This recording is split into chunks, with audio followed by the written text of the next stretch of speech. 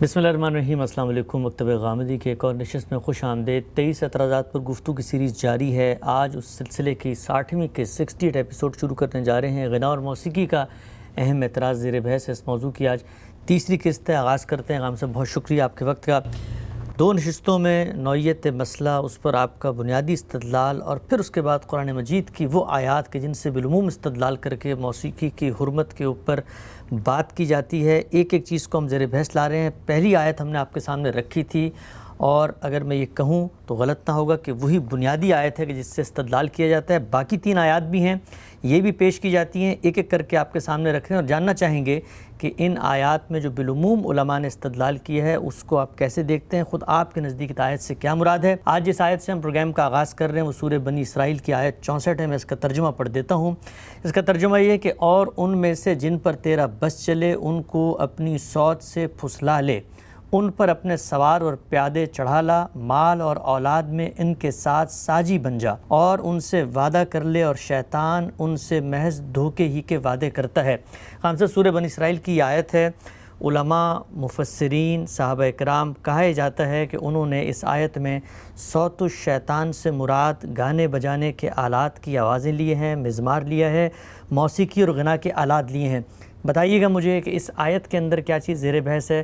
کیا اس سے استدلال کر کے موسیقی حرمت کی بات کی جا سکتی ہے؟ یہ وہی مسئلہ ہے، میں نے ابتدا میں یہ عرض کر دیا تھا کہ جب آپ کسی چیز کی حرمت ثابت کرنا چاہتے ہیں تو یا تو صریح الفاظ میں بتائیے کہ اللہ تعالیٰ نے یہ بتایا ہے، یہ فرما دیا ہے، یہ فیصلہ سنا دیا ہے کہ فلاں چیز کو میں ممنوع قرار دے رہا ہوں۔ دوسری چیز یہ ہے کہ وہ جو اصول بیان کر دیے گئے ہیں، اصول حرمت، وہ سورہ اعراف میں ہے، ان کا اطلاق کر کے بتائیے کہ کیا فی الواقع ان میں سے کوئی چیز ہے جس چیز کا آپ ذکر کر رہے ہیں وہ مصداق بن گئی۔ یہ دو چیزیں ہیں، ان کو محکم پکڑ کر آگے چلنا چاہیے۔ اب یہ دیکھیے کہ یہاں لفظ کیا استعمال ہوا ہے؟ لفظ استعمال ہوا ہے صوت۔ صوت عربی زبان کا کوئی اجنبی لفظ نہیں ہے، کوئی شاذ لفظ نہیں ہے۔ صوت کا مطلب ہے آواز۔ یہ لفظ خود ہماری زبان میں استعمال ہوتا ہے۔ علامہ اقبال نے کہا نا کہ رنگ ہو یا خشت و سنگ، چنگ ہو یا حرف و صوت۔ تو صوت کا لفظ یا آواز کا لفظ ہم جس معنی میں اردو زبان میں استعمال کرتے ہیں عربی زبان میں بھی ایسے ہوتا ہے۔ ٹھیک، کچھ اس کے حقیقی استعمالات ہوتے ہیں، کچھ اس کے مجازی استعمالات ہوتے ہیں۔ جیسے مثال کے طور پر میں کسی موقع پر کہوں کہ فلاں کی آواز بہت اچھی ہے، تو یہ دیکھیے کہ یہاں آواز سے مراد اب عام آواز نہیں رہی، یہ اصل میں اس کے گانے کی آواز ہے۔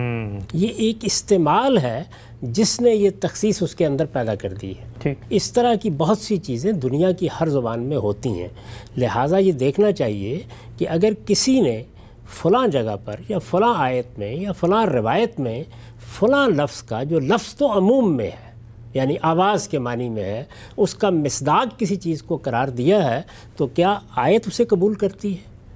کیا اس کے ساتھ وہ خاص ہو کر رہ گیا ہے؟ کیا فی الواقع اس طرح کے قرائن موجود ہیں؟ ان سب مراحل سے آپ گزاریں گے نا۔ جب آپ ان مراحل سے گزارتے ہیں تو آپ کیا کرتے ہیں؟ آپ ایک لفظ کو لغت سے اٹھاتے ہیں اور اس کے عموم کے استعمال کو لا کر اس کتاب میں، وہ کتاب قرآن مجید ہے، وہ کتاب آپ کی لکھی ہوئی ہے، وہ شیکسپیئر کا کوئی ڈرامہ ہے، وہ فردوسی کا کوئی شعر ہے، وہ علامہ اقبال کا کوئی کلام ہے، اس پہ آپ رکھ دیتے ہیں اور یہ کہتے ہیں کہ یہاں دیکھیے یہ اس معنی میں استعمال ہو گیا ہے۔ میں نے ابھی آپ کو لفظ صوت اس طرح استعمال کر کے دکھایا، یعنی لفظ صوت جس کو ہم اردو میں آواز کہتے ہیں، آپ اس طرح بھی استعمال کرتے ہیں کہ فلاں آدمی کی آواز بہت اچھی ہے۔ تو یہاں ایک سیاق سباق پس منظر بتا دیتا ہے کہ اس کے گانے یا اس کے غنا کی آواز پر تبصرہ کیا جا رہا ہے۔ اب ظاہر ہے کہ اس سارے معاملے کو سامنے رکھ کر آپ جائزہ لیں گے نا اس کا، یعنی یہ دیکھیں گے کہ یہاں کس مفہوم میں استعمال ہوا ہے۔ تو آئیے اسی ترتیب سے چلتے ہیں۔ سب سے پہلے جس طرح کہ میں عرض کرتا ہوں، شاہ صاحب کا ترجمہ دیکھ لیتے ہیں۔ شاہ صاحب کا یہ ترجمہ میرے سامنے ہے، یہ آیات ہیں، اوپر سے میں اس کو ترجمے کو پڑھ کے سنا دیتا ہوں۔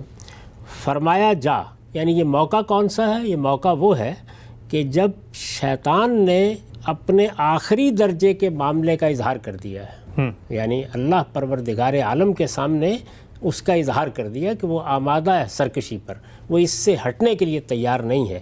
فرمایا یعنی عالم کے پروردگار نے فرمایا جا، پھر جو کوئی تیرے ساتھ ہوا ان میں سے سو دوزخ ہے تم سب کی سزا پورا بدلہ. اچھا. اس کے بعد وہ آیت آتی ہے جو آپ نے پڑھی، اور گھبرا لے ان میں جس کو گھبرا سکے اپنی آواز سے. تو شاہ صاحب نے کیا ترجمہ کیا؟ اپنی آواز سے. ظاہر ہے کہ اگر اس کا لازمی مصداق غنا ہے، اس کا لازمی مصداق گانا بجانا ہے، تو پھر تو یہ ترجمے کے اندر آ جانا چاہیے تھا نا، یعنی بتا دینا چاہیے تھا اس چیز کو. تو شاہ صاحب نے جب اس کا ترجمہ آواز کیا تو اس کا مطلب یہ ہے کہ وہ اس کو عموم پر باقی رکھ رہے ہیں. اب شیطان کی آواز 10 چیزیں ہو سکتی ہیں، اس کا مصداق 10 چیزیں ہو سکتی ہیں. تو آئیے اس سے آگے بڑھ کے دیکھتے ہیں کہ مسلمانوں کا علم اس کو کس طرح سے دیکھتا ہے. ہم اس سے پہلے بھی اسی ترتیب کے ساتھ چیزوں کا جائزہ لیتے رہے ہیں. میں یہ تعارف کرا چکا ہوں کہ اس میں سب سے پہلے اگر ہم اپنے اسلاف کی روایات کو دیکھنا چاہیں تو طبری کی طرف مراجعت کی جاتی ہے. بہت سے لوگ ہوں گے کہ جو اس آیت کو دیکھیں گے اور یہ کہیں گے کہ یہاں جب یہ کہا گیا ہے کہ شیطان کی آواز تو یہ گانا بجانا ہے. کوئی کہے گا کہ شیطان کی آواز یہ تو اصل میں شرک کی طرف بلانا ہے. کوئی یہ کہے گا کہ یہ اصل میں مختلف فلسفوں کی دعوت ہے. تو 10 باتیں لوگ مصداق کے طور پر کہہ رہے ہوں گے. آیت کس چیز کو بیان کرتی ہے، اور اگر اس سے مراد غنا بھی ہے تو کیا اس سے اس کی حرمت ثابت ہوتی ہے، اور کیا وہ فی الواقع علی الاطلاق شیطان کی آواز قرار پا جاتی ہے؟ ان چیزوں پر ہم گفتگو کرتے ہیں. سب سے پہلے یہ دیکھیے کہ طبری نے یہاں جو اقوال ہیں وہ سب کے سب نقل کر دیے ہیں. یعنی جتنے اقوال بھی ہو سکتے ہیں، ایک شخص نے اس کے یہ معنی لیے ہیں، ایک شخص نے اس کا یہ مصداق قرار دیا ہے. یہ ساری باتیں بیان کرنے کے بعد انہوں نے اپنے معمول کے مطابق پھر تبصرہ کیا ہے. اور میں یہ عرض کر رہا ہوں کہ یہ آج نہیں کر رہے ہم، یعنی آپ جانتے ہیں کہ یہ اولین مجموعہ تفسیر ہے. تو کیا کر رہے ہیں؟ وہ یہ کہتے ہیں کہ وَأَوْلَى الْأَقْوَالِ فِي ذَلِكَ بِالصِّحَةِ أَن يُقَالَ، یعنی اگر آپ اس میں سے صحیح ترین قول کا انتخاب کرنا چاہیں تو یہ کہا جا سکتا ہے. کیا کہا جا سکتا ہے؟ ان اللہ تبارک و تعالی قال لابلیس، کہ یہاں اللہ تعالیٰ نے ابلیس سے یہ کہا ہے کہ وَاسْتَفْزِزْ مِنْ ذُرِّيَّةِ آدم مَنِ اسْتَطَعْتَ أَن تَسْتَفِزَّهُ بِصَوْتِكَ، کہ تو پھسلا لے. استفزاز کیا ہے؟ پھسلا لینا، بہلا کے دوسری جانب ڈال دینا، بہکا کے کسی دوسرے راستے پر لے جانا. تو وہ کہتے ہیں کہ وَاسْتَفْزِزْ مِنْ ذُرِّيَّةِ آدم مَنِ اسْتَطَعْتَ أَن تَسْتَفِزَّهُ بِصَوْتِكَ، کہ تو ذریت آدم میں سے جس کو کر سکتا ہے، آدم کی اولاد میں سے جس کو کر سکتا ہے، اپنی آواز سے پھسلا لے. اپنی آواز سے یعنی شیطان کی آواز سے. فرمایا وَلَمْ يُخَصِّصْ مِنْ ذَلِكَ صَوْتًا دُونَ صَوْتٍ، یہاں اللہ تعالیٰ نے علی الاطلاق آواز کہا ہے، کسی خاص آواز کی تخصیص نہیں کی. یہ طبری بیان کر رہے ہیں. یہ طبری بیان کر رہے ہیں، اور یہ تبصرہ کر رہے ہیں کہ تمام اقوال کو سامنے رکھ کر جو بات کہنی چاہیے، جو ایک صاحب علم کہے گا وہ یہ بات ہوگی کہ وَلَمْ يُخَصِّصْ مِنْ ذَلِكَ صَوْتًا دُونَ صَوْتٍ. یہاں اللہ تعالیٰ نے کسی ایک آواز کو خاص طور پر بیان نہیں کیا کہ یہ گانے بجانے کی آواز ہے، یا یہ طبل جنگ کی آواز ہے، یا یہ کسی خاص دعوت کی آواز ہے. اللہ تعالیٰ نے اس کو خاص نہیں کیا. فَكُلُّ صَوْتٍ كَانَ دُعَاءً إِلَيْهِ وَإِلَىٰ عَمَلِهِ وَطَاعَتِهِ، چنانچہ اس سے مراد ہر وہ آواز ہوگی جس میں وہ کیا کرتا ہے، جس میں اس کی طرف دعوت دی جاتی ہے. ہر وہ آواز جو دنیا میں اٹھے گی اور اس میں کیا ہوگا کہ شیطان کی طرف بلایا جائے گا، اس کے عمل کی طرف بلایا جائے گا، اس کی اطاعت کی طرف بلایا جائے گا. وَخِلَافًا لِلدُّعَاءِ إِلَىٰ طَاعَةِ اللَّهِ، اور اس میں اللہ کی اطاعت کے خلاف کسی چیز کی دعوت دی جائے گی. تو ہر آواز پر اطلاق ہو جائے گا. اچھا فَهُوَ دَاخِلٌ فِي مَعْنَىٰ صَوْتِ، تو یہ ساری چیزیں جو ہیں یہ اس آواز کے مفہوم میں داخل ہوں گی. الَّذِي قَالَ اللَّهُ تَبَارَكَ وَتَعَالَىٰ اسْمُهُ لَهُ، کہ جو اللہ نے فرمایا ہے کہ تو اپنی آواز سے جس کو چاہے پھسلا لے، تو اس میں ہر وہ چیز داخل ہوگی جس میں اللہ کے راستے سے ہٹایا جائے اور شیطان کے راستے کی طرف بلایا جائے. ٹھیک. تو یہ طبری کا اس کے اوپر تبصرہ ہے. اس کے بعد اسی ترتیب کے ساتھ اب آگے چلیے اور دیکھیے کہ زمخشری اس کو کس طرح دیکھتے ہیں. وہ کہتے ہیں کہ ہوا کلام ورد مورد التمثیل، یعنی یہ جو کہا ہے نا کہ تو اپنی آواز سے جس کو چاہے پھسلا لے، جس کو چاہے اپنی جگہ سے ہٹا دے، تو یہ کلام ایک ایسا کلام ہے کہ جو تمثیل کے طریقے پر آیا ہے. اچھا. اب اس کی وہ وضاحت کرتے ہیں.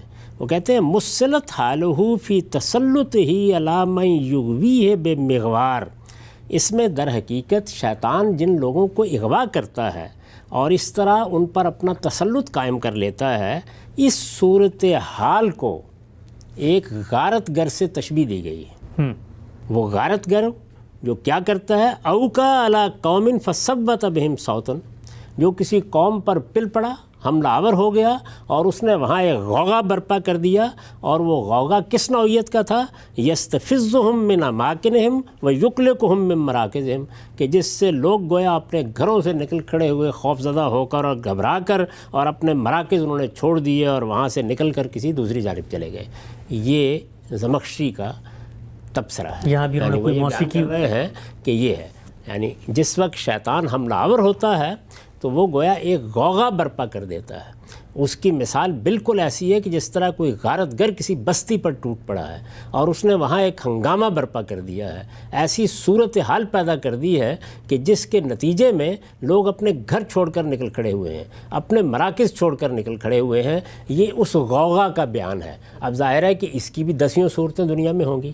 ظاہر ہے جب کہا جائے گا شیطان کا غوغا، یہ جنگوں کی صورت میں بھی ہوگا. یہ ہو سکتا ہے کہ موسیقی کی مجالس کی صورت میں بھی کسی وقت یہی اپنا کردار ادا کرے. یہ وعظوں کی صورت میں بھی ہوگا. یہ مذہبی لوگ جب ایک دوسرے کے اوپر پل پڑتے ہیں تو اس کی ایک تصویر وہاں بھی آپ کو نظر آئے گی.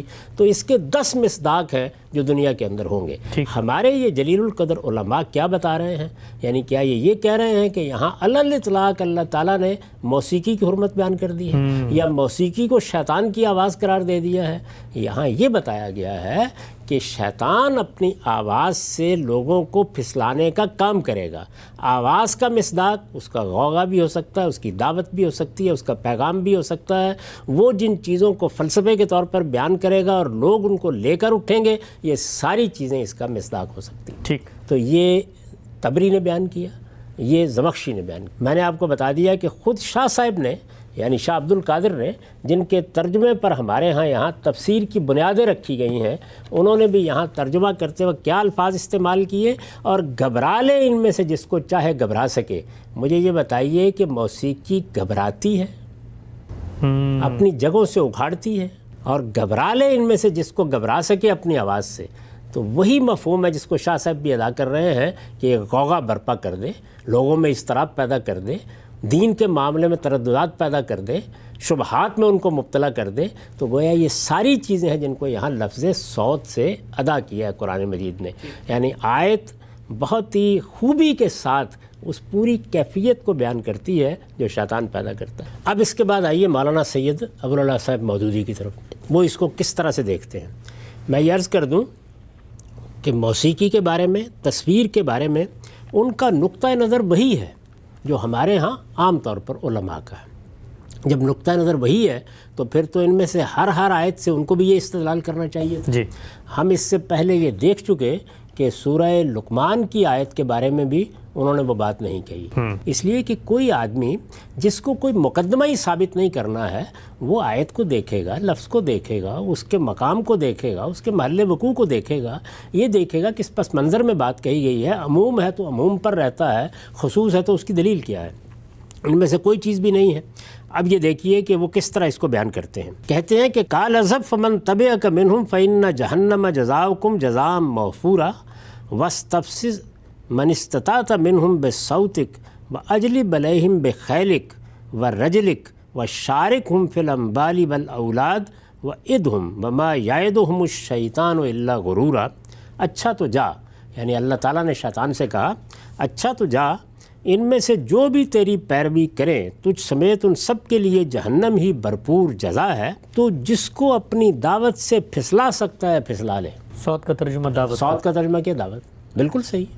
اس کی وجہ یہ ہے کہ شیطان کی آواز ظاہر ہے کہ اس کی دعوت ہے. اگر آپ غور کریں تو یہی بات تبری نے کہی ہے. یعنی جب قرآن مجید کی تفسیر کی ابتدا ہوئی ہے تو تمام اقوال کو سامنے رکھ کر انہوں نے کہا کہ جو قول سب سے زیادہ اس کا تقاضا کرتا ہے کہ اسے صحیح سمجھا جائے، جس کی ترجیح قائم ہوتی ہے، وہ یہی بات ہے کہ شیطان جس چیز کی بھی دعوت دے، جس چیز کی طرف بلائے، وہ ظاہر اپنی طرف بلائے گا، اپنے اعمال کی طرف بلائے گا، وہ اپنی اطاعت کی طرف بلائے گا، وہ اللہ کی اطاعت سے روکنے کی صحیح کرے گا، اس کی جو صورتیں بھی ہو سکتی ہیں. اور اس میں ظاہر ہے کہ کسی موقع پر غنا کی کوئی مجلس بھی ہو سکتی ہے، اس میں شاعری بھی ہو سکتی ہے، اس میں ادب بھی ہو سکتا ہے، بے شمار چیزیں ہو سکتی ہیں کہ جن کو شیطان استعمال کرے گا. تو وہ یہ کہتے ہیں کہ یہ سب چیزیں اس کے مفہوم میں داخل ہیں. اور یہاں مولانا سید ابوالعلا صاحب مودودی صاحب تفہیم القرآن نے کیا کیا، اس کا ترجمہ ہی دعوت کر دیا تاکہ یہ ابہام ختم ہو جائے. تو جس کو اپنی دعوت سے پھسلا سکتا ہے پھسلا لے، ان پر اپنے سوار اور پیادے چڑھا لا، مار اور اولاد میں ان کے ساتھ ساجا لگا اور ان کو وعدوں کے جال میں پھانس، اور شیطان کے وعدے ایک دھوکے کے سوا اور کچھ بھی نہیں. ٹھیک. یہ مولانا سید ابوالعلا صاحب مودودی کی تفسیر ہے. اب اس کو سامنے رکھ کے آپ دیکھیے کہ میں نے اس کو البیان میں کس طرح سے کھولا ہے. یہی مقام ہے، آیتیں اس سے پہلے پڑھی جا چکی ہیں، میں صرف ترجمہ پڑھ دیتا ہوں. میں نے ترجمہ کیا ہے، فرمایا اچھا تو جا، پھر ان میں سے جو تیری پیروی کریں گے وہ سب جہنم کا ایندھن ہے، اس لیے کہ جہنم ہی تم سب لوگوں کے لیے پورا بدلہ ہے. ان میں سے جس پر تیرا بس چلے تو اپنے غوغا سے انہیں گھبرا لے. یعنی یہاں صوت کا ترجمہ کیا کیا گیا ہے؟ غوغا. تو اپنے غوغا سے انہیں گھبرا لے، ان پر اپنے سوار اور پیادے چڑھا لا، ان کے مال اور اولاد میں ان کا ساجی بن جا اور ان سے وعدے کر لے. حقیقت یہی ہے کہ شیطان جو وعدے ان سے کرتا ہے دھوکے کے سوا کچھ نہیں ہوتے. ٹھیک. اب اس پر میں نے وضاحت میں لکھا ہے، یہ اس شور و غوغا کی طرف اشارہ ہے جو شیطان کے اٹھائے ہوئے لیڈر، یعنی ترجمہ کیا ہے نا، تو اپنے غوغا سے انہیں گھبرا لے. یہ اس شور و غوغا کی طرف اشارہ ہے جو شیطان کے اٹھائے ہوئے لیڈر، رہنما، دانشور اور مذہبی پیشوا حق اور اہل حق کے خلاف ہمیشہ برپا کیے رہتے ہیں. یعنی کون سا غوغا ہے؟ شیطان کے اٹھائے ہوئے لیڈر، رہنما، دانشور اور مذہبی پیشوا، یہی شیطان کی دعوت لے کر اٹھتے ہیں. تو خلاصہ یہ ہے کہ یہاں صوت سے شیطان کی دعوت، شیطان کا غوغا، شیطان جو ہنگامہ برپا کرتا ہے وہ مراد ہے. اور اس کو بہت خوبی کے ساتھ ادا کیا ہے زمخشری نے، جس طرح کہ میں نے آپ کو سنایا کہ وہ یہ کہتے ہیں کہ ایک غارت گر جب کسی بستی پر حملہ آور ہوتا ہے تو جو صورتحال پیدا کر دیتا ہے، جس طرح سے لوگ گھبرا کے نکل کھڑے ہوتے ہیں، جو ایک غوغا اور غلغلے کی کیفیت پیدا ہو جاتی ہے، یہاں در حقیقت صوت سے وہ مراد دی گئی ہے. ٹھیک. تو یہ خلاصہ ہے. اس میں آپ یہ بتائیے کہ کیا فی الواقع آپ ضمیر کے پورے اطمینان کے ساتھ یہ کہہ سکتے ہیں کہ اس آیت سے موسیقی کی حرمت پر استدلال کیا جا سکتا ہے؟ ہم سب یہ بات تو واضح ہوتی ہے کہ یہ صوت کا لفظ کس پس منظر میں آیا ہے، اور جس طرح سے آپ نے مسلمانوں کی علمی تاریخ اور مفسرین کی آراء بیان کی کہ ہر وہ چیز جس میں شیطنت پائی جائے، شیطان اپنی طرف بلائے، وہ اس میں شامل ہوگی. سوال ایک ذہن میں یہ آتا ہے کہ اگر یہ اتنا ہی عمومی تبصرہ تھا جس طرح کہ آپ نے بیان فرمایا، تو پھر یہ کیوں کہا جاتا ہے کہ ابن عباس نے اس سے مراد جو ہے وہ موسیقی لی، اور فلاں صحابی نے اور فلاں تابعی نے اس سے مراد مزمار لیا اور اس طرح کے آلات لیے؟ تو پھر یہ جو عمومی چیز تھی اس کا اطلاق صحابہ سے منسوب ہو کے ہم تک کیسے پہنچا؟ یہ بھی آپ نے دیکھا ہے کہ بہت سی چیزیں میں نے بیان کر دی ہیں. یعنی لیڈر لوگوں کو اپنی دعوت دیتے ہیں، رہنما اپنی دعوت دیتے ہیں، مذہبی پیشوا لوگوں کو بلاتے ہیں، مناظرے کی مجلسیں شیطان منعقد کرا دیتا ہے، ایک دوسرے کو شکست دینے کے لیے طرح طرح کی الزام تراشیاں کراتا ہے. شیطان کی یہ جنگ کیا صرف موسیقی سے لڑی جاتی ہے؟ اچھا. یہ شاعری سے بھی لڑی جائے گی، یہ غنا سے بھی لڑی جائے گی، یہ مناظروں سے بھی لڑی جائے گی، یہ مذہبی پیشواؤں کے اتہامات سے بھی لڑی جائے گی، یہ فرقہ بندیوں کی دعوت سے بھی لڑی جائے گی. اس کے ہزار پہلو ہیں. یعنی یہ تو آپ دیکھتے چلے جائیے کیا کچھ اس کے تحت ہے. تو قرآن مجید کا اعجاز یہ ہے کہ اس نے ایک ایسا لفظ استعمال کیا ہے کہ جس کے نتیجے میں اس پوری دعوت کی تصویر سامنے آ جاتی ہے. یعنی ایک طرف اللہ کے پیغمبروں کی دعوت ہے، ایک طرف اللہ کا کلام ہے، ایک طرف وہ لوگ ہیں کہ جو لوگوں کو صلاح کی طرف، خیر کی طرف بلا رہے ہیں، اور دوسری جانب شیطان کی دعوت ہے. یہ جو ہمارے ہاں حج میں شیطان کے خلاف جنگ کی تمثیل برپا کی جاتی ہے، تو ایک طرف اللہ تعالیٰ بلاتے ہیں اور ہم کہتے ہیں لبیک اللہم لبیک، ہم حاضر ہو گئے ہیں. دوسری طرف شیطان کی دعوت ہے، اور پھر جا کر ہم علامتی طور پر سنگساری کرتے ہیں. جی. گویا اس بات کا عہد کرتے ہیں کہ ہم اسی طریقے سے شیطان کو اپنی ملامت کا ہدف بناتے رہیں گے. شیطان میں اور رحمان میں یہ جنگ برپا ہے.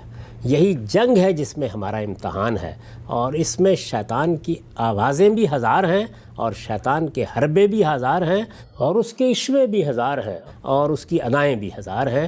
اس میں صوت کے لفظ کو کسی ایک چیز کے ساتھ خاص کرنے کی کوئی دلیل نہیں ہے، اس میں کوئی شبہ نہیں کہ غنا اور موسیقی کو بھی وہ استعمال کرتا ہے۔ ٹھیک، تو وہ چیزوں میں سے ایک چیز ہے۔ اس لیے اگر کسی موقع پر کسی قرآن پڑھانے والے نے، کسی صحابی نے، کسی تابعی نے یہ ذکر کر دیا تو اس میں کوئی غلطی نہیں ہے، یہ ساری چیزیں اس کے تحت ہیں۔ لیکن صحیح مفہوم کیا ہے؟ وہی جس کو طبری نے عموم میں بیان کیا، زمخشری نے بیان کیا، مولانا سید ابواللہ صاحب مودودی نے جس کا ترجمہ دعوت کے لفظ سے کیا، اور میں نے اس کو غوغا کے لفظ سے ادا کیا، اور پھر یہ بتایا کہ شیطان کی دعوت کے سارے مراکز سے جو آواز اٹھتی ہے وہ شاعروں کے ہاں سے اٹھے، وہ مغنی کے ہاں سے اٹھے، وہ گانے والوں کے ہاں سے اٹھے، وہ مذہبی پیشواؤں کے ہاں سے اٹھے، جب وہ شیطانی دعوت لے کر آتی ہے، اور شیطانی دعوت کس طرح آئے گی؟ وہ الفاظ میں ہوگی، وہ عمل میں ہوگی۔ یہ وہی بات ہے جو میں نے ابتدا میں عرض کی تھی کہ موسیقی تو اللہ تعالیٰ کی دی ہوئی ایک نعمت ہے، شاعری اللہ تعالیٰ کا سکھایا ہوا ایک فن ہے۔ اصل چیز یہ ہے کہ آپ اس کو استعمال کس مقصد کے لیے کر رہے ہیں۔ تو استعمال تو ہر آواز ہو سکتی ہے۔ یہ آواز جو اللہ تعالیٰ کا سب سے بڑا انعام ہے میرے اوپر کہ اس سے میں آپ کی طرف ابلاغ کر رہا ہوں، اور یہی آواز ہے جس سے سارا علم پھیلتا ہے، یہی آواز ہے کہ جس کو شیطان استعمال کر کے کبھی واعظ بنا دے گا، کبھی دعوت بنا دے گا، کبھی غلغلہ بنا دے گا، کبھی وہ ندا اور موسیقی بنا دے گا۔ تو جو جی چاہے بناتا چلا جائے، یعنی اس میں اصل چیز یہ ہے کہ استعمال کس کے لیے کی گئی۔ اسی آواز کو میں آپ کے سامنے دین کی شرح و وضاحت کے لیے استعمال کر رہا ہوں، اسی آواز کو میں خیر و صلاح کے لیے استعمال کر سکتا ہوں، اسی آواز کو ایک لیڈر اپنی قوم کی تعمیر کے لیے استعمال کرتا ہے، اسی آواز کو شیطنت کے ساتھ لوگوں کو گمراہ کرنے، لوگوں پر الزامات لگانے، لوگوں کو اتہامات کا ہدف بنانے کے لیے بھی استعمال کیا جا سکتا ہے۔ تو وہی مقدمہ ہے بنیادی طور پر کہ یہ موسیقی بھی شیطان کی آواز بن جائے گی جب اس کو کسی غلط مقصد کے لیے استعمال کیا جائے گا، شاعری بھی شیطان کی آواز بن جائے گی جب اس کو کسی غلط مقصد کے لیے استعمال کیا جائے گا، خطابت بھی شیطان کی آواز بن جائے گی جب اس کو شیطان کے پیش نظر مقاصد کے لیے وقف کر دیا جائے گا۔ یہ بات تو بالکل واضح ہوئی کہ یہ چیزوں کا استعمال ہے جو ان کو اس طرف لے کے جائے گا، بالکل دور دو چار کی طرح اس آیت سے بھی اور خود تفاسیر کے بیان سے بھی واضح ہے۔ ایک استدلال بالعموم پیش کیا جاتا ہے، اور وہ یہ کہ یہ باقی جتنی چیزیں ہیں ان کا غالب استعمال تو غلط نہیں ہوتا، یعنی شاعری ہو، خطابت ہو یا اور کوئی چیز ہو، لیکن موسیقی کے بارے میں کہا جاتا ہے کہ اس کا غالب استعمال اصل میں آپ کو ذکر الہی سے ہٹانے پر ہوتا ہے۔ شاعری تو اچھی بھی ہوتی ہے، لیکن ہم نے موسیقی میں دیکھا ہے کہ گانا بجانا ہے، عشق معشوقی ہے، تو دین کی طرف جو چیز آپ کو نہ لے جا رہی ہو، ہٹا رہی ہو، اور اس کا غالب استعمال ایسا ہو، تو پھر ان آیات کا علی الاطلاق اس کو مصداق کیوں نہیں قرار دیا جا سکتا؟ علی الاطلاق کیسے مصداق قرار دیں گے جب آپ نے خود یہ لفظ استعمال کیا، غالب استعمال؟ تو اگر غالب استعمال غلط ہو رہا ہے تو لوگوں کو توجہ دلائی جائے گی۔ غالب استعمال شاعری کا کیوں غلط نہیں ہوتا؟ ذرا شاعری کے ان مضامین کے اوپر الطاف حسین حالی کے مقدمہ شعر و شاعری میں ان کا تبصرہ ہی پڑھ لیجیے، ٹھیک، تو اندازہ ہو جائے گا کہ استعمال کیسے ہوتا تھا۔ شاعری تو جعفر زٹلی کی بھی ہوتی ہے۔ حافظ کی شاعری پر خود علامہ اقبال نے شروع میں اسرار و رموز میں جو تبصرہ کیا تھا، بعد میں لوگوں کے احتجاج پر نکالنا پڑا، وہ کیا تھا؟ بگذر از حافظ صحبہ گسار۔ تو یہ ساری چیزیں شاعری میں بھی ہوتی ہیں، یہ خطابت میں بھی ہوتی ہیں، ان کا بھی غلط استعمال ہوتا ہے۔ یہ ہمارے لیڈر حضرات جن کو اللہ تعالیٰ نے اپنی بات دوسروں تک پہنچانے کا سلیقہ دیا ہوتا ہے، وہ کس کس طریقے سے لوگوں کو گمراہ کرتے ہیں، کیا کیا ہنگامے برپا کر دیتے ہیں۔ تو کیا آپ اصلاً ان کو ممنوع قرار دیں گے؟ وہ غالب استعمال ہو یا کم استعمال، میں تو کہتا ہوں کہ اگر 2 لمحوں کا استعمال بھی غلط ہے تو اس سے ہر مسلمان کو بچنا چاہیے، اور اگر ہر مسلمان اپنے اعمال کا نگران ہے تو اسے دیکھتے رہنا چاہیے کہ کیا چیز میری نماز میں رکاوٹ بن رہی ہے، کیا روزے میں رکاوٹ بن رہی ہے۔ یہ پھر ایک دوسرا اصول ہے، اور وہ اصول یہ ہے کہ جب آپ یہ محسوس کریں کہ کوئی چیز آپ کو اللہ کی راہ سے ہٹانے کا باعث بن رہی ہے تو آپ خود اپنے نگران ہوں اور اپنے آپ کو اس کو بچانے کی کوشش کریں۔ اس کو کہتے ہیں سد ذریعہ کا اصول۔ جب آپ اپنے بچوں کو کہتے ہیں کہ تم بری صحبت میں نہ بیٹھو، جب آپ کہتے ہیں گلی میں جا کر نہ کھیلا کرو، تو یہ سب کیا ہے؟ سد ذریعہ۔ اس طرح کے طریقے بارہا ہم اختیار کرتے ہیں۔ اس میں بھی کوئی شبہ نہیں ہے کہ شاعری کو، ادب کو، فکشن کو، ناول کو، اس طرح کی اور بہت سی چیزوں کو لوگوں نے زیادہ تر غلط استعمال کیا ہے، لیکن اس کی بنیاد پر آپ کیا کہیں گے یہی کہیں گے کہ ان کا استعمال صحیح ہونا چاہیے۔ اگر کسی چیز کا غلط استعمال اتنا غلبہ پا لیتا ہے تو پھر کیا اس چیز کو ممنوع کر دیں گے؟ یہ ہو سکتا ہے کہ لوگوں کے لیے ہم ایک بہت عمدہ پارک بنائیں، پیش نظر یہ ہو کہ لوگ وہاں سیر کریں گے، تفریح کریں گے اور اوباش اس کو اپنا اڈہ بنا دیں، تو کیا یہ کہا جائے گا کہ شہروں میں پارک بنانا ممنوع ہے؟ اس چیز کو ہدف بنا کر اسے روکا جائے گا، اس کی اصلاح کی جائے گی۔ ہمارے دین نے بھی ہمیں یہی تعلیم دی ہے، ہمارے علماء کا عام طریقہ ہی یہی ہے کہ وہ جب یہ دیکھتے ہیں کہ کسی چیز کے استعمال میں یہ پہلو پیدا ہو گیا ہے تو سد ذریعہ کے اصول کی وضاحت کرنے کی بجائے وہ علی الاطلاق حرمت کے فتوے دینا شروع کر دیتے ہیں۔ اللہ کے دین میں بات اتنی ہوگی جتنی کہ ہے اور اس کو اسی طرح بیان کیا جائے گا۔ خلاصہ یہی ہے کہ موسیقی ہے، شاعری ہے، دوسرے فنون لطیفہ ہیں، یہ ان کا استعمال ہے۔ اگر استعمال زیادہ تر غلط ہوتا ہے تو بار بار لوگوں کو توجہ دلائی جائے گی کہ غلط استعمال سے بچنے کی صحیح کرو، لیکن یہ کبھی بھی نہیں کہا جائے گا کہ یہ چیز اصلاً ممنوع ہو گئی ہے، اس لیے کہ وہی چیز اگر لوگ اپنی اصلاح کا بندوبست کر لیں تو وہ بڑے اچھے مقاصد کے لیے استعمال ہو سکتی ہے، تو اس کو کیوں نہ کیا جائے۔ یہ بالکل ایسے ہی ہے جیسے شروع میں جب ٹیلی ویژن آیا یا ریڈیو آیا تو اس کا بھی غالب استعمال کا فتویٰ دے دیا گیا اور لوگوں کو کہا گیا گھروں سے نکال کے ان کو توڑ دو۔ آج کون ہے جو اس سے اپنے آپ کو بچائے ہوئے ہیں؟ میں لاؤڈ اسپیکر کی اعلیٰ مکبر الصوت کہا جاتا تھا اسے، اس کی مثال دے چکا ہوں آپ کو۔ تو ہر چیز کے استعمال کو دیکھا جائے گا، اب زیادہ استعمال، اب غلط استعمال، اب صحیح استعمال، تو ساری گفتگو استعمال پر ہوگی، اس سے مجھے کیا اختلاف ہے؟ امام صاحب، قرآن مجید کی 2 آیات جن سے بالعموم استدلال کیا جاتا ہے، بہت تفصیل سے ہم نے آپ سے جانا کہ ان کے الفاظ، ان کا پس منظر اور خود مفسرین کی آراء، ماضی کی علمی روایت اس کے بارے میں کیا کہتی ہے۔ بات بالکل واضح ہے، سلسلے کو آگے بڑھا رہے ہیں۔ یہ تیسری آیت میرے سامنے ہے، موسیقی کی حرمت کے ہر استدلال میں سر عنوان ان 4 آیات میں سے تیسرے نمبر پہ اسی کو پیش کیا جاتا ہے۔ یہ آیت کیا ہے؟ سورہ فرقان کی آیت نمبر 72 ہے، اس کے الفاظ ہیں وَالَّذِينَ لَا يَشْهَدُونَ الزُّورَ وَإِذَا مَرُّوا بِاللَّغْوِ مَرُّوا كِرَامًا، اور وہ لوگ کسی زور یعنی جھوٹ اور باطل میں شریک نہیں ہوتے، اور اگر کسی لغو پر ان کا گزر ہوتا ہے تو وقار سے گزر جاتے ہیں۔ آپ نے مختلف تفسیری روایات کا یہاں ذکر بھی کیا تھا، طبری میں، ابن کثیر میں، جساس کی احکام القرآن میں بہت سے لوگوں کے اقوال ہیں، یہاں تک کہ امام حنیفہ بھی کہا جاتا ہے کہ اس آیت سے میں زور سے مراد غنا ہی لیتے تھے۔ آپ کی نظر میں یہ آیت کیا بیان کر رہی ہے، اور کیا اس سے موسیقی کی حرمت کا کسی درجے میں کوئی استدلال ہو سکتا ہے؟ یہاں بھی وہی صورتحال ہے۔ یہ ابھی آپ نے ترجمہ پڑھا اور خود اس ترجمے میں مترجم نے آگے تشریح کی ہے اور یہ بتایا ہے کہ زور کا مطلب ہے جھوٹ، زور کا مطلب ہے باطل۔ عربی زبان کا یہ بھی معروف لفظ ہے، ٹھیک جس طرح صوت عربی زبان کا ایک معروف لفظ ہے، کوئی ایسا شاذ لفظ نہیں ہے کہ جس کی تحقیق کی ضرورت ہو۔ ہم اپنی زبان میں بھی لفظ زور کو جھوٹ کے معنی میں استعمال کرتے ہیں۔ اچھا، یہ وہی لفظ ہے۔ تو باطل، جھوٹ، یہ دونوں الفاظ جس مدعا کو ادا کرتے ہیں اسی مدعا کو لفظ زور بھی ادا کرتا ہے۔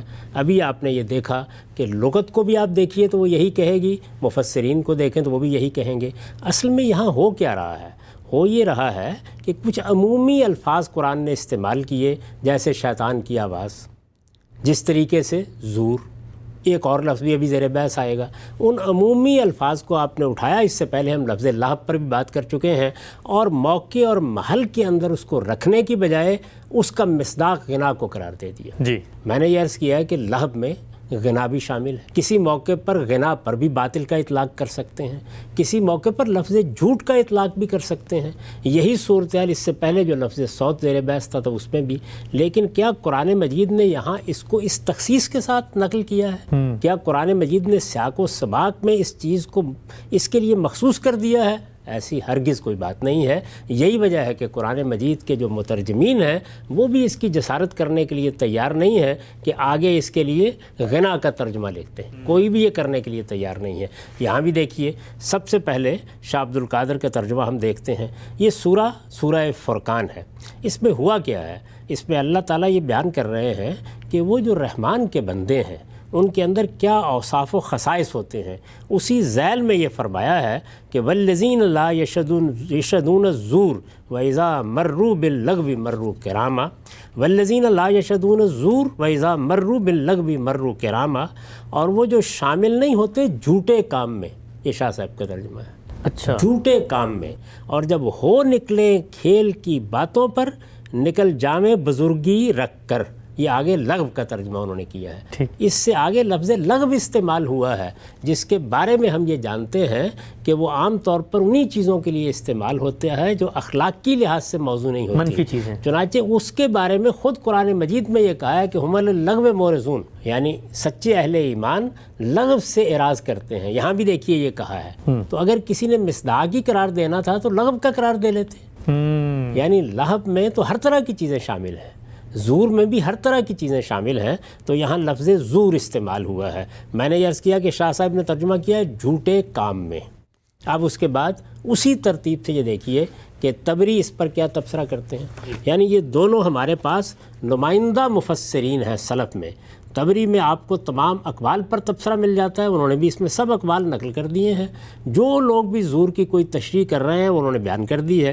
اس کے بعد آخر میں اسی طرح کا تبصرہ کیا ہے اور یہ کہتے ہیں کہ فَأَوْلَى الْأَقْوَالِ بِالصَّوَابِ فِي تَأْوِيلِهِ، یعنی اس میں اگر آپ اس کی تعویل، اس کا مدعا سمجھنا چاہتے ہیں تو سب سے زیادہ بہتر قول کون سا ہے، سب سے زیادہ صحیح تر رائے کون سی ہے؟ کہتے ہیں کہ والذین لا یشهدون شیئا من الباطل لا شرکن ولا غنان ولا کذبن ولا غیرہ، یعنی وہ کسی ایسی مجلس میں حاضر نہیں ہوتے جہاں کسی باطل کا ارتکاب کیا جا رہا ہے، کسی شرک کا ارتکاب کیا جا رہا ہے، کوئی گانا بجانا ہو رہا ہے، یا یہ کہ وہاں جھوٹ کی کوئی مجلس راستہ کر لی ہے۔ ٹھیک۔ وَكُلَّمَا لَزِمَهُ اسم الزور، اور ہر وہ چیز جس پر لفظ زور چسپاں ہو سکے، جسے زور قرار دیا جا سکے، یعنی زور چونکہ جھوٹ کو کہتے ہیں تو اس وجہ سے ہر چیز جس میں آپ کوئی خرابی دیکھتے ہیں، جس میں لوگوں کو نہیں بیٹھنا چاہیے، جو کسی صاحب ایمان کے شائن شان نہیں ہے، سب چیزیں اس میں شامل ہوں گی۔ لِأَنَّ اللَّهَ عَمَّ فِي وَصْفِهِ إِيَّاهُمْ أَنَّهُمْ لَا يَشْهَدُونَ الزُّورَ، اس لیے کہ اللہ تعالیٰ نے جب ان کا یہ وصف بیان کیا کہ وہ زور میں شامل نہیں ہوتے تو اپنے اس بیان کو عموم پر رکھا ہے۔ فَلَا يَنبَغِي أَن يُخَصَّ مِن ذَلِكَ شَيْءٌ، تو یہ کسی کے لیے موضوع نہیں ہے کہ ان میں سے کسی خاص چیز کو وہ بیان کر دے، اچھا، یعنی یہ کہہ دے کہ اس سے مراد تو غنائی ہے، صرف غنا اس سے مراد تو شرکی ہے، اس سے مراد تو جھوٹی ہے، ان میں سے کوئی چیز بھی کسی کے لیے موضوع نہیں۔ الا بحجۃ یجب التسلیم لها، الا یہ کہ اس کے پاس کوئی قطعی دلیل ہو کہ جس کے سامنے ہر شخص سر جھکا دے، من خبر او عقل، اور ظاہر ہے کہ یہ ایسی دلیل کہاں سے آئے گی؟ یا رسالت بآب صلی اللہ علیہ وسلم سے آئے گی، کوئی خبر ہوگی، اور یا عقلی تقاضا ہوگا۔ تو وہ یہ کہتے ہیں ان میں سے کوئی چیز بھی اس کے لیے نہیں پیش کی جا سکتی کہ وہ اسے کسی چیز کے ساتھ بھی خاص قرار دے دے، یہاں تک کہ اس کا ترجمہ شرکی کر دیا جائے، اس لیے کہ اللہ تعالیٰ نے عموم میں ایک بات کہی ہے، تو اس عموم میں آپ خصوص بغیر کسی دلیل کے پیدا کیسے کر سکتے ہیں؟ ٹھیک۔ تو یہی دیکھیے زمخشری نے بیان کیا۔ اب صاحب یہ جو طبری نے یہاں پر بھی تبصرہ کیا، اس کے اندر جب یہ فرمایا کہ ہر وہ مجلس جہاں پہ شرک ہو، تو وہاں پر غنا کا بھی انہوں نے تو علی الاطلاق بغیر کسی شرط کے، بغیر کسی قید کے ذکر کر دیا، تو کیا اس کا مطلب سمجھا جاتا ہے کہ غنا ان کے نزدیک اس میں شامل ہے؟ یہ وہی چیز ہے جو میں نے پہلے عرض کی، یعنی اس کا چونکہ عام طور پر غلط استعمال ہوتا ہے تو اس پر بھی اس کا اطلاق کر دیں گے، یعنی ایسی بہت سی چیزیں ہیں، لیکن اصول آگے بتا دیا انہوں نے۔ اصول آگے بتا دیا، یعنی انہوں نے یہ بتایا کہ غنا کی بھی بعض مجالس ایسی ہو سکتی ہیں کہ کسی شریف النفس آدمی کو وہاں شریک نہیں ہونا چاہیے، ٹھیک، یہ دونوں چیزیں ہر جگہ موجود ہوں گی، یعنی ایک چیز جو اپنی ذات میں غلط نہیں ہے اس کا برا استعمال ہوتا ہے، تو بعض اوقات ہم اسی طریقے سے اس کا ذکر کر دیتے ہیں۔ ایک زمانے میں ریڈیو اور ٹیلی ویژن کے بارے میں یہی اسلوب ہم اختیار کیا کرتے تھے، مذہبی لوگ اختیار کیا کرتے تھے، کسی کے گھر میں اگر ریڈیو ہے یا ٹیلی ویژن ہے تو یہ سمجھا جاتا تھا کہ فاسق و فاجر ہے۔ اس وقت بھی یہی صورتحال ہے، نہیں تو یہ ہوتا ہے استعمال کی بنیاد پر ایسے الفاظ بعض اوقات کہہ دیے جاتے ہیں۔ اصل چیز یہ ہے کہ کیا اللہ تعالیٰ نے خاص طور پر یہاں اس کا ذکر کیا اور اس کے بارے میں کہا ہے کہ اہل ایمان کبھی اس طرح کی مجلس میں نہیں جاتے؟ یہ دیکھیے زمخشری اس کو کس طرح دیکھتے ہیں، وہ یہ کہتے ہیں یحتمل انہم ینفرون عن محاضر الکذابین و مجالس الخطائین فلا یحضرونہا ولا یقربونہا۔ کہتے ہیں ایک احتمال یہ ہے، ایک صورت یہ ہے کہ اس آیت کا مطلب یہ لیا جائے کہ جو سچے اہل ایمان ہیں، جو رحمان کے بندے ہیں، وہ جھوٹوں کی مجلسوں سے اور گناہ گاروں کی مجلسوں سے دور رہتے، ان سے گریزاں رہتے ہیں، وہاں کبھی نہیں جاتے، ان کے قریب بھی نہیں پھٹکتے۔ کیوں؟ تنزہاً عن مخالطۃ الشر و اہلہ، اس لیے کہ وہ چاہتے ہیں کہ ان کا شر کے ساتھ اختلاط نہ ہو، بری چیزوں کے ساتھ اختلاط نہ ہو، وہ ایسی مجلسوں میں نہ جائیں کہ جو لوگ وہاں بیٹھے ہوئے ہیں وہ اگر اہل شر ہیں، وہ اگر برائیاں کرنے والے ہیں تو ان پر بھی اس کا اثر پڑے۔ اور اس کے بعد یہ کہتے ہیں کہ وَصِيَانَةً لِدِينِهِمْ عَمَّا يَسْلِمُهُ، اس میں ان کے پیش نظر یہ ہوتا ہے کہ وہ اپنے دین کی حفاظت کریں کہ کوئی چیز اس میں رخنا نہ ڈال دے۔ تو وہ کہتے ہیں کہ ایک مطلب آیت کا یہ ہے۔ دوسرا کیا ہے؟ وَيَحْتَمِلُ أَنَّهُمْ لَا يَشْهَدُونَ شَهَادَةَ الزُّورِ، دوسرا مطلب اس کا یہ ہو سکتا ہے کہ وہ کبھی جھوٹی گواہی کے موقع پر نہیں اپنے آپ کو جانے دیتے، یعنی یہ دوسرا پہلو ہے۔ تو یہ کہتے ہیں کہ اگر یہ مطلب لوگے تو تالیف جملہ یہ ہوگی کہ فَحُذِفَ الْمُضَافُ وَأُقِیمَ الْمُضَافُ إِلَیہ مَقَامَہُ، اس صورت میں یہ تالیف ہو جائے گی کہ یہاں مضاف حذف کر دیا گیا ہے اور اس کی جگہ پر مضاف علیہ کو رکھ دیا گیا ہے، گویا زور کا لفظ بول کر اصل میں جھوٹی گواہی شہادت الزور کا مطلب مراد لیا گیا ہے۔ یہ زمخشری کہتے ہیں کہ دوسرا امکان ہے اس معاملے میں۔ اب اس کے بعد جس طرح ہم پہلے دیکھتے رہے ہیں، مولانا سید ابواللہ صاحب مودودی کا نقطہ نظر دیکھ لیتے ہیں کہ وہ اس کو کس طرح دیکھتے ہیں، کس طرح اس کا ترجمہ کرتے ہیں۔ یہ دیکھیے سورہ فرقان کی یہی آیت ہے، انہوں نے اس کا ترجمہ کیا ہے، اور رحمان کے بندے وہ ہیں جو جھوٹ کے گواہ نہیں بنتے۔ ترجمہ کس کا کیا؟ اسی لفظ زور کا، جھوٹ کے گواہ نہیں بنتے، اور کسی لغو چیز پر ان کا گزر ہو جائے تو شریف آدمیوں کی طرح گزر جاتے ہیں۔ ٹھیک، جھوٹ کے گواہ نہیں بنتے۔ اور اس کے آگے لغو چیز کا ذکر ہے جس کو زیر بحث ہی نہیں لا رہے لوگ، طرح حال ہے کہ اگر لانا تھا تو اس کو زیر بحث لانا چاہیے تھا۔ تو یہاں دیکھیے اس کے اوپر وہ لکھتے کیا ہیں، کہتے ہیں اس کے بھی دو مطلب ہیں۔ یہ جو بات بیان ہوئی نا، جیسے زمخشری نے بیان کیا کہ ایک احتمال یہ ہے، دوسرا احتمال یہ ہے، یعنی یہ مطلب بھی ہو سکتا ہے کہ وہ کسی جھوٹ کی مجلس میں نہیں بیٹھتے، کسی شر کے قریب نہیں پھٹکتے، ایسے لوگوں کے ہاں نہیں جاتے جو اللہ کی نافرمانیاں کرتے ہیں، جو جھوٹی باتیں کرتے ہیں، جو باطل کو پھیلاتے ہیں، اور اس طرح وہ اپنے دین کی حفاظت کرتے ہیں۔ انہوں نے دوسرا مطلب کیا بیان کیا تھا؟ وہ جھوٹی گواہی کے موقع پر نہیں بیٹھتے۔ تو یہاں انہوں نے پہلے ترجمہ کیا کیا؟ جو جھوٹ کے گواہ نہیں بنتے۔ اس کے بعد اس کی وضاحت کی ہے، کہتے ہیں اس کے بھی دو مطلب ہے۔ ایک یہ کہ وہ کسی جھوٹی بات کی گواہی نہیں دیتے، یہ وہی بات ہوئی نا۔ ایک یہ کہ وہ کسی جھوٹی بات کی گواہی نہیں دیتے، اور کسی ایسی چیز کو واقعہ اور حقیقت قرار نہیں دیتے جس کے واقعہ اور حقیقت ہونے کا انہیں علم نہ ہو، یا جس کے خلاف واقعہ و حقیقت ہونے کا انہیں اطمینان ہو، اس پر کبھی گواہی نہیں دیتے۔ دوسرے یہ، یعنی یہ پہلا مطلب ہے۔ دوسرے یہ کہ وہ جھوٹ کا مشاہدہ نہیں کرتے، اس کے تماشائی نہیں بنتے، اس کو دیکھنے کا قصد نہیں کرتے۔ اس دوسرے مطلب کے اعتبار سے یہ دوسرا مطلب بڑی خوبی سے انہوں نے واضح کیا ہے، یعنی وہ جھوٹ کا مشاہدہ نہیں کرتے، اس کے تماشائی نہیں بنتے، اس کو دیکھنے کا قصد نہیں کرتے۔ اس دوسرے مطلب کے اعتبار سے جھوٹ کا لفظ باطل اور شر کا ہم معنی ہے۔ دیکھیے یہاں بھی لکھا کہ گناہ کا ہم معنی ہے۔ اچھا، انسان جس برائی کی طرف بھی جاتا ہے، لذت یا خوشنمائی یا ظاہری فائدے کے اس جھوٹے ملمے کی وجہ سے جاتا ہے جو شیطان نے اس پر چڑھا رکھا ہے۔ یہ ملمہ اتر جائے تو ہر بدی سراسر کھوٹ ہی کھوٹ ہے جس پر انسان کبھی نہیں ریچھ سکتا۔ لہٰذا ہر باطل، ہر گناہ اور ہر بدی اس لحاظ سے جھوٹ ہے کہ وہ اپنی جھوٹی چمک دمک کی وجہ ہی سے اپنی طرف لوگوں کو کھینچتی ہے۔ مومن چونکہ حق کی معرفت حاصل کر لیتا ہے، اس لیے وہ اس جھوٹ کو ہر روپ میں پہچان جاتا ہے، خواہ وہ کیسے ہی دل فریب دلائل یا نظر فریب آرٹ یا سماعت فریب خوش آوازیوں کا جامہ پہن کر آئے۔ تو دیکھیے سب چیزوں کا احاطہ کر دیا، یعنی غنا یہ جامہ پہن کر آئے، شاعری یہ جامہ پہن کر آئے، تقریر یہ جامہ پہن کر آئے، کسی مجلس میں اس کا انعقاد کیا گیا ہو، ہر حال میں ایک صاحب ایمان کو، رحمان کے بندے کو اس سے دور رہنا چاہیے۔ ٹھیک، یہ وہی بات ہے کہ کسی بھی چیز کا اگر کہیں غلط استعمال ہو رہا ہے، مجلس میں جانا، لوگوں میں بیٹھنا، گپ شپ کرنا، دوستوں سے ملنا، کیا اپنی ذات میں ممنوع ہے؟ لیکن اگر وہ مجلس جس طرح کے زمخشری نے الفاظ استعمال کیے، مجلس الکذابین بن گئی ہے یا مجلس الخطائین بن گئی ہے، تو پھر بھی اس میں بیٹھنا چاہیے۔ اسی طرح شاعری ہے، اسی طرح ادب ہے، اگر اس میں کوئی فحش چیزیں بیان ہو رہی ہیں، اس میں اللہ کی راہ سے روکا جا رہا ہے، تو اس کے بارے میں بھی یہی بات کہی جائے گی۔ تو یہ وہ اطلاق ہے کہ جس اطلاق کو سمجھنا چاہیے، اگر اس میں کسی نے غنا کا ذکر کر دیا ہے تو اس کی بھی نفی کی ضرورت نہیں ہے۔ غنا کا استعمال فی الواقع بعض اوقات ایسا ہوتا ہے کہ جس سے ہم اپنے بچوں کو بھی بچنے کے لیے کہتے ہیں، اپنے آپ کو بھی کہتے ہیں، دوسروں کو بھی اس کی نصیحت کرتے ہیں۔ ہم سے بھی تیسری آیت بھی واضح ہوئی اور بالکل دو چار کی طرح، بلکہ میں کہوں گا کہ جو باقی علمی ذخیرہ ہے، ماضی کے مفسرین ہیں، ان کی بات سے ہی اصل نقطہ نظر واضح ہو جاتا ہے کہ یہاں پر لفظی طور پر موسیقی کی حرمت کا کوئی استدلال نہیں کیا جا سکتا۔ قرآن مجید کے حوالے سے ہم زیر بحث لا رہے ہیں وہ تمام آیات جن سے موسیقی کی حرمت پہ استدلال کیا جاتا ہے۔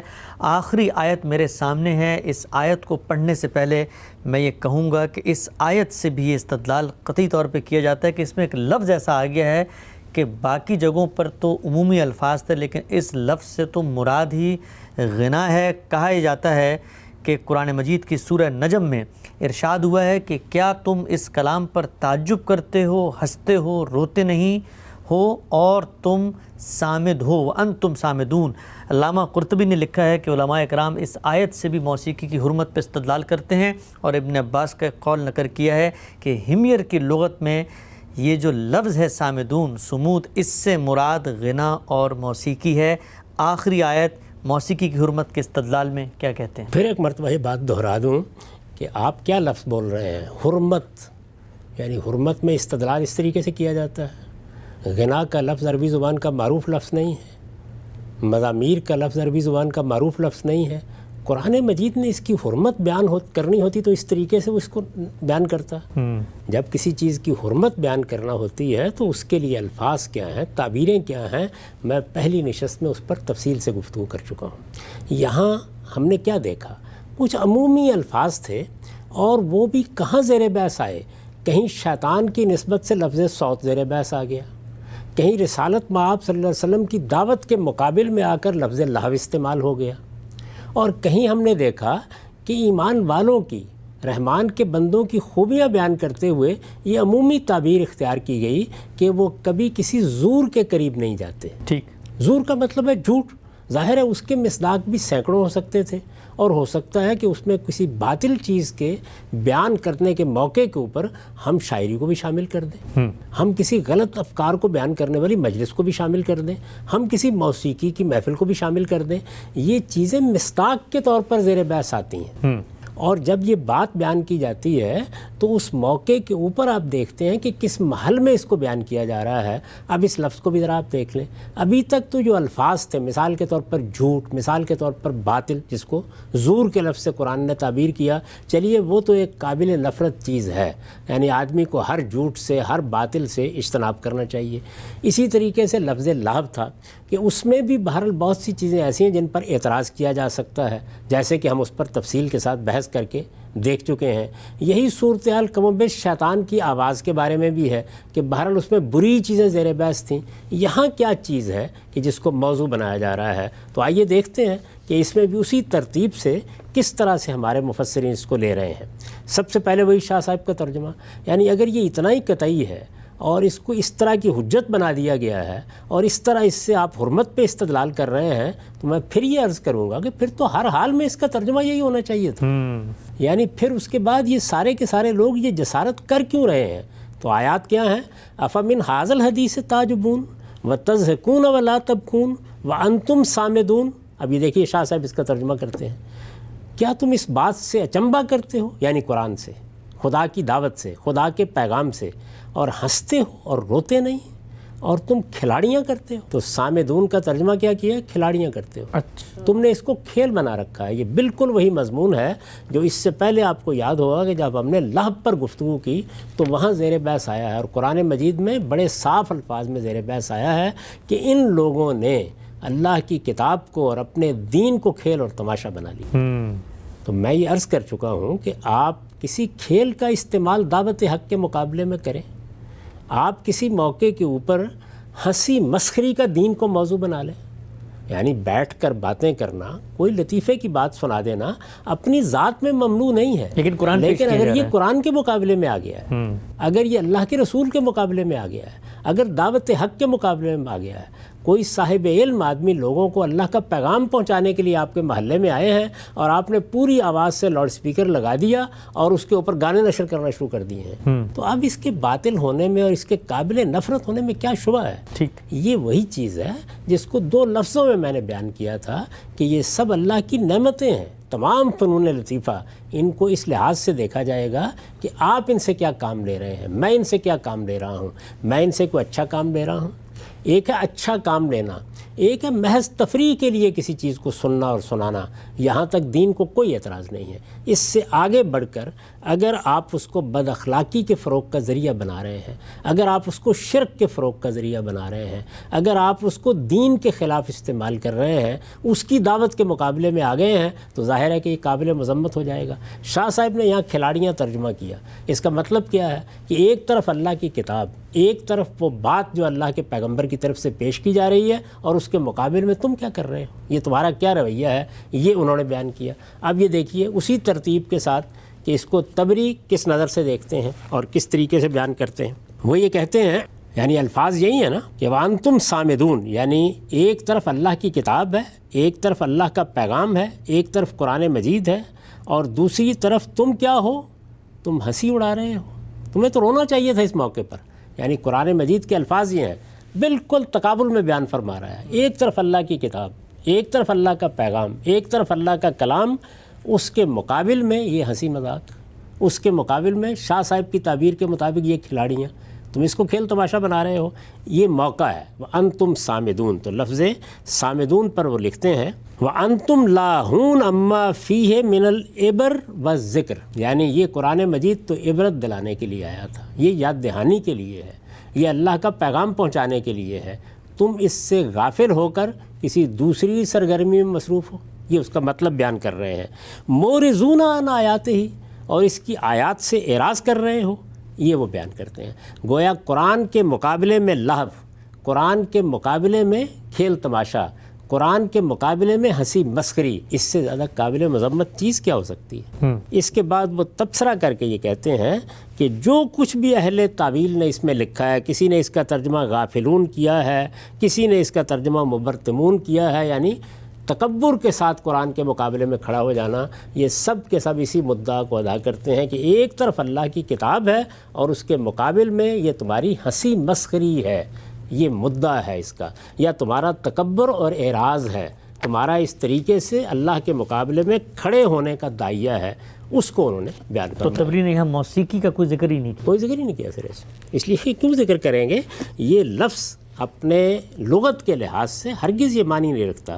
اب ذرا زمخشری کو دیکھ لیجئے، وَأَنْتُمْ صَامِدُونَ، یہی آیت پڑھی نا آپ نے سورہ نجم کی، یہی 61 آیت، وہ کیا کہتے ہیں؟ شامخون مبرتمون، یعنی تم اس کے مقابلے میں شیخیاں بگاڑتے، تکبر کرتے، وہ اس کا مطلب یہ بیان کرتے ہیں۔ پھر کہتے ہیں وکیل لاہون لائبون، ایک مطلب اس کا یہ بیان کیا گیا ہے کہ تم اس کو کھیل تماشا بنا لیتے ہو، شاہ صاحب نے جو وہی جو کھلاڑیاں کرتے ہو، شاہ صاحب نے اسی کو سامنے رکھا ہے۔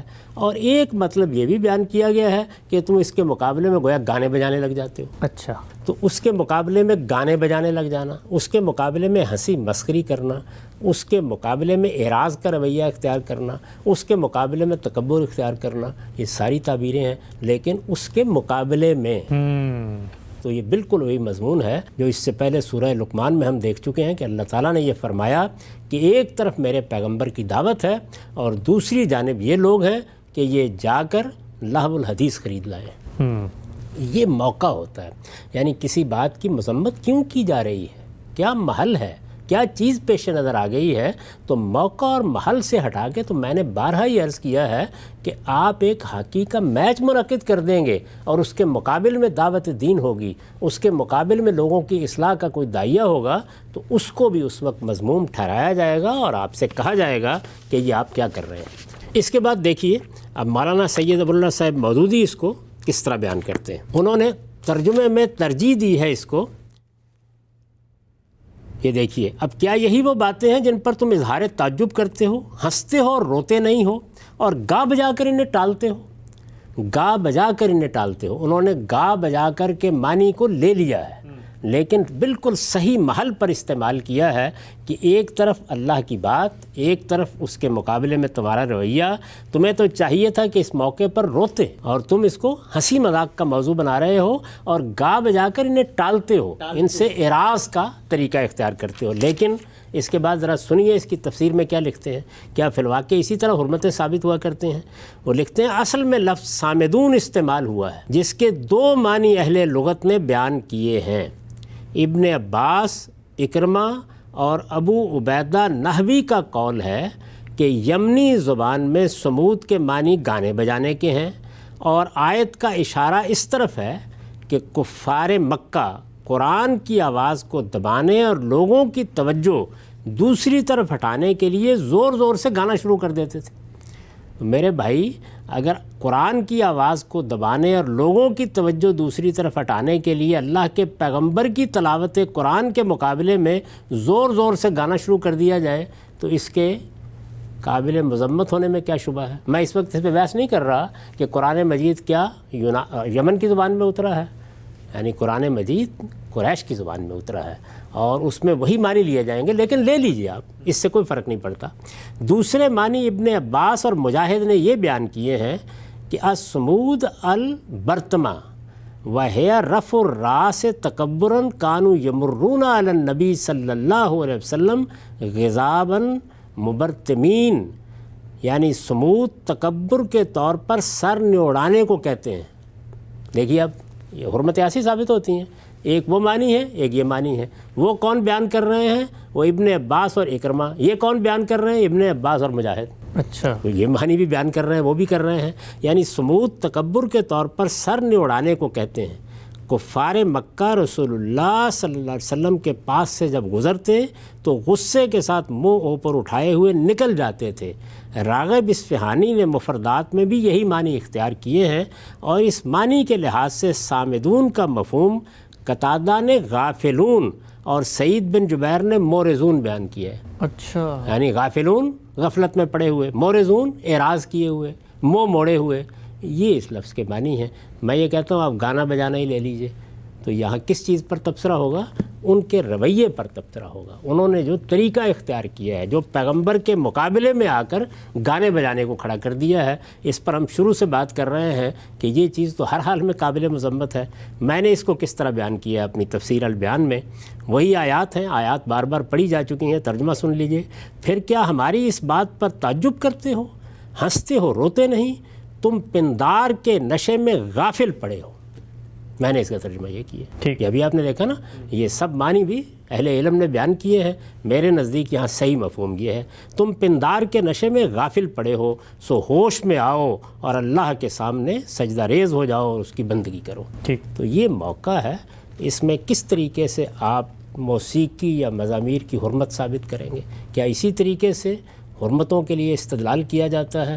اب خلاصے کے طور پر یہ سن لیجئے کہ جتنے مقامات بھی قرآن مجید کے ہیں، ان میں اگر ہر جگہ آپ اس کا ترجمہ غنا بھی کر دیں تب بھی اس کے سوا کوئی معنی نہیں ہوں گے کہ ایک بے محل ہے، ایک بے موقع بات ہے. اور بے موقع اور بے محل آپ کسی صحیح سے صحیح چیز کو بھی لے آئیں گے تو اس کے بارے میں یہ سوچا جائے گا کہ اب اس کی مذمت کرنی ہے یا اس پر کوئی تنقید کرنی ہے.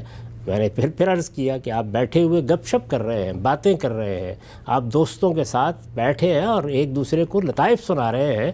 عام حالات میں اس پر اعتراض نہیں ہوگا.